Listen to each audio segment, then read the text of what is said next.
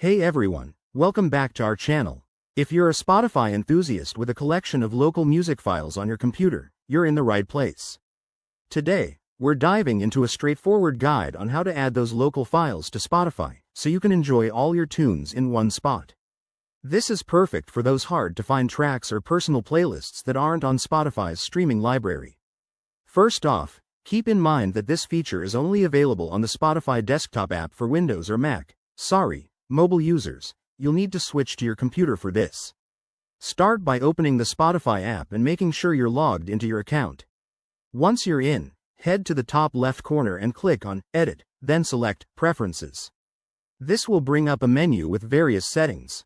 Scroll down until you spot the Local Files section. It's usually towards the bottom. In the Local Files area, you'll see an option labeled Add a Source. Click that, and a File Explorer window will pop up. Navigate to the folder on your computer where your music files are stored, and select it. Spotify will automatically scan the folder for compatible files, which might take a few seconds depending on how many files you have.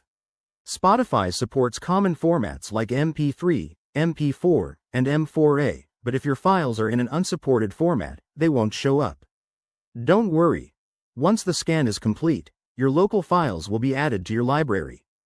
To access them, go back to the left sidebar in Spotify and click on Your Library, then look for the Local or Local Files tab.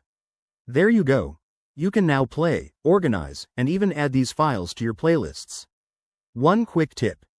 If your files don't appear, try restarting the app or double-checking that they're not copy protected. This method keeps your music collection seamless and accessible offline. Thanks for watching. If this tutorial helped you out, give it a thumbs up, subscribe for more tech tips, and let us know in the comments if you have any questions. See you in the next video.